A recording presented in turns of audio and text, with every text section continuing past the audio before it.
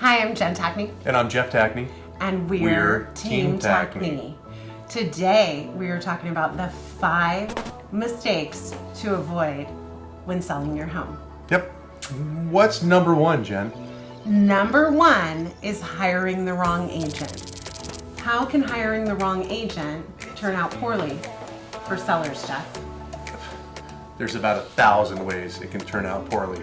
Did you know there's 24 points of negotiation through any transaction? So you can imagine your agent's negotiating 24 times for you. That can be a lot of screw ups. I did know, actually, Jeff, because we do that and I negotiate a lot.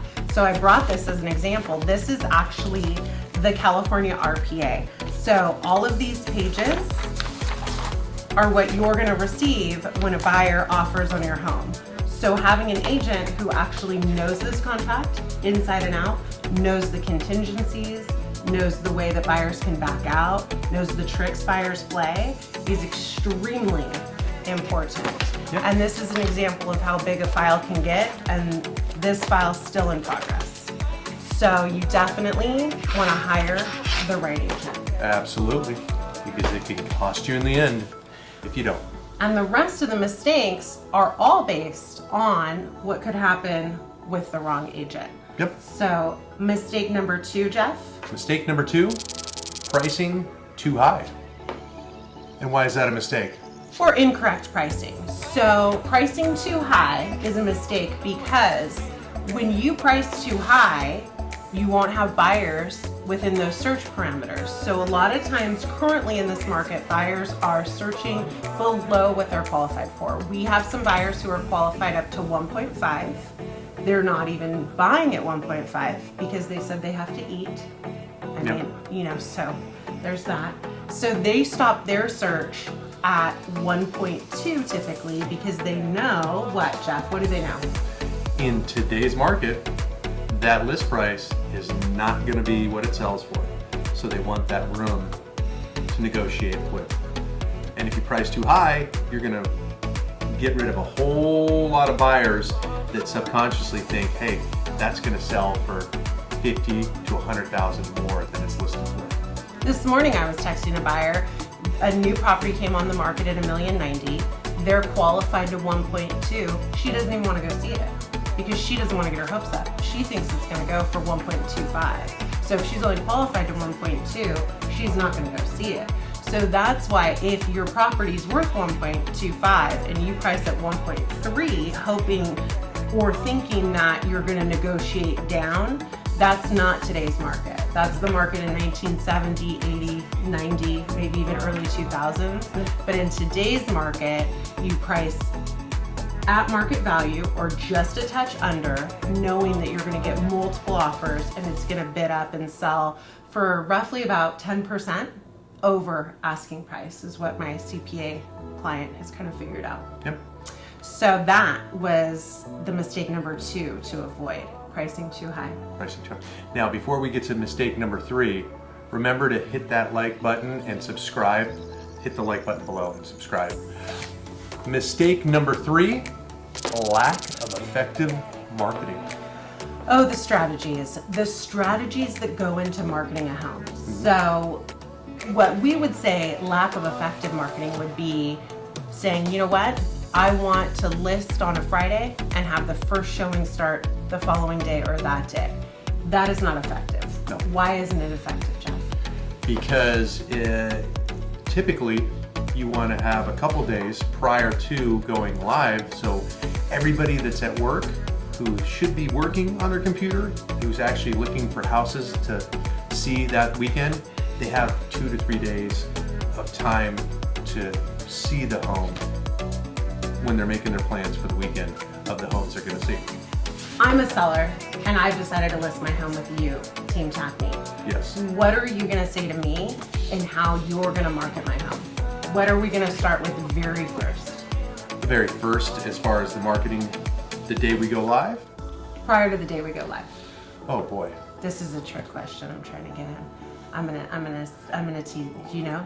We tell them so much because we offer so much, it's hard to pinpoint what you're trying to get at. I know, I thought we could do subliminal messaging. Coming soon period is what I'm getting at. Oh yes, the soon period. So with our strategy with marketing, we start with a coming soon period. So I'm going to give away One of the secrets. one of the secret tips. Tip number 4 is preparing the home for sale. So This is like a magician giving you.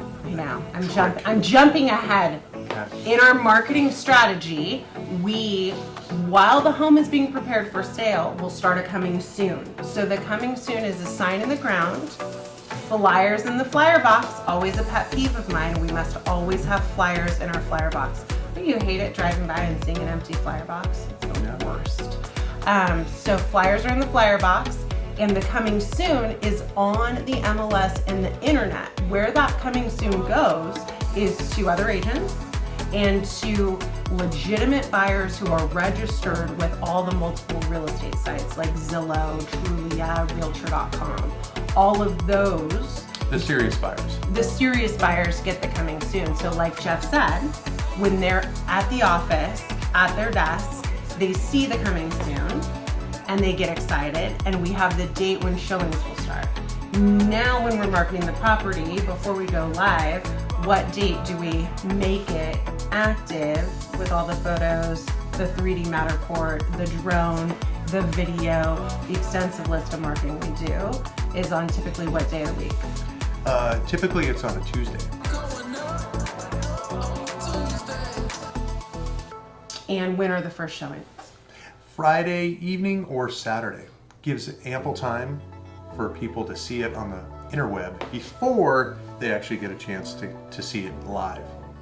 And another pet peeve that happened to me today is that just to give you an example, today is Thursday, and a buyer said, it says no showings. This was a different person's listing. It says no showings until the first open house, but I don't know when the open house is.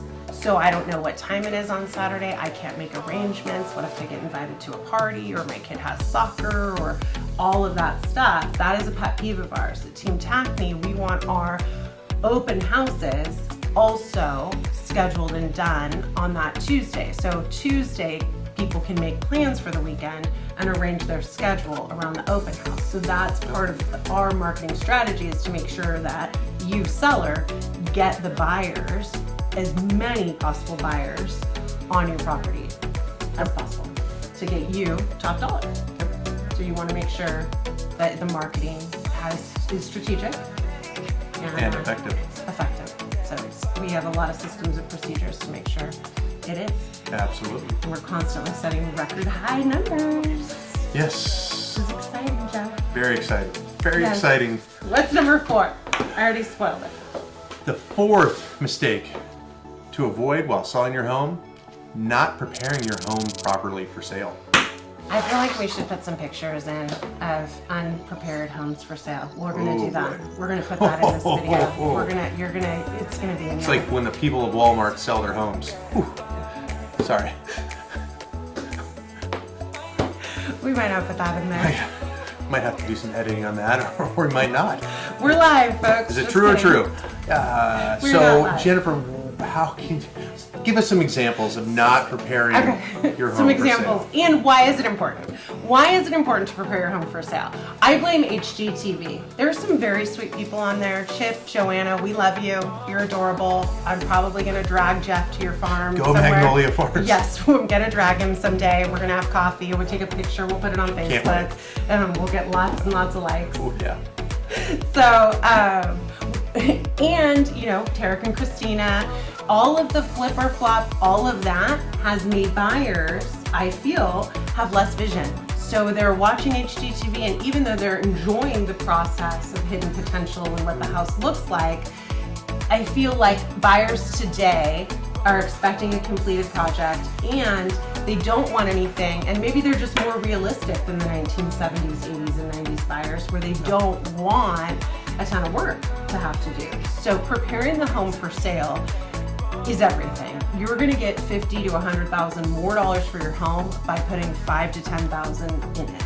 So what we do and suggest, you're gonna get the most bang for your buck on what? Preparing the home for sale.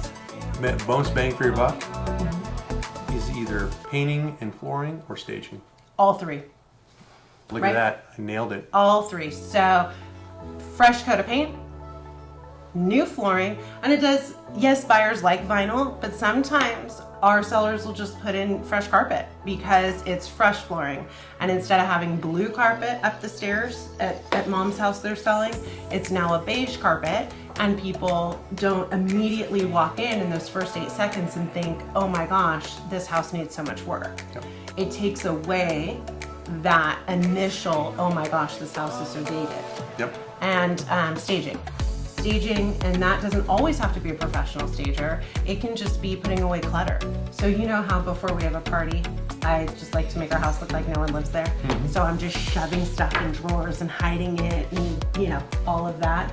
That's what we suggest. But as a seller, you get to pack it, go through it, decide what you want to take with you to your next, or what you want to purge, throw away, all of that. So that is mistake number 4 to avoid. Make sure you prepare your home for sale. Yep. And not last but not least, the 5th mistake to avoid while selling your home, that's selling too quickly. Selling too quickly. So, do we have a buyer for your home? Yes. How many do we have? A lot. Oodles of buyers. Do you want to sell your home off market? Sometimes people do. However, if you're going to sell off market, make sure there are strategies in place so that you don't sell it off market and not capitalize on as much of the gains that you could possibly capitalize on. So what we're seeing is that people who sell their home too quickly are leaving $100,000 to $300,000 on the table. A lot of people are getting postcards saying sell your home to an investor, quick, easy. And we know of one in particular that left $300,000 on the table by doing that. Another one just recently we saw sold for $65,000 under asking. That's $65,000. I mean, that's a college education. That's a new car. That's a year's salary. I hope it's more than a year of college education, Jeff. Please, we have 3 children. Anxiety. Yeah. Thank you. Anyway, so don't sell your house too quickly. Make sure, let's talk about the crab fishermen. Let's talk about that. What do? We put a house active and we wait 7 to 10 days before accepting an offer. And what is that? What is that called when they're parallel like that? You call it an example? An analogy. My analogy. Yes, an analogy. Let's use your crab fisherman analogy right here for everybody, Jeff. We good? So my analogy is, the Alaskan crab fishermen, they never drop their pots, throw them overboard, and then steam back around 20 minutes later and pick them up. They let them soak for 24, 48, 72 hours to get as many crabs in as possible. Our job is to get as many crabs or people into your home first, virtually, digitally, then in person, to get as many offers on the table, and then we use our magic for negotiations to get those prices bid all the way up to record highs. So that's it. Those are the 5 mistakes to avoid when selling your home. Thanks for watching. Make sure that you click like, subscribe so you can get our content right as it comes out. Yep. Bye for now. Way too long, but that's all good. Are you excited about that? We get to tell people what not to do when selling their home. Amazing. Things to avoid. Things to avoid. 5 things to avoid. Don't you wish you knew that when you were selling your home? Yes. Well, you did because you're a realtor. Yes. But if you weren't a realtor, you would have wanted to know. If I wasn't a realtor, I would want to know. Yes, exactly.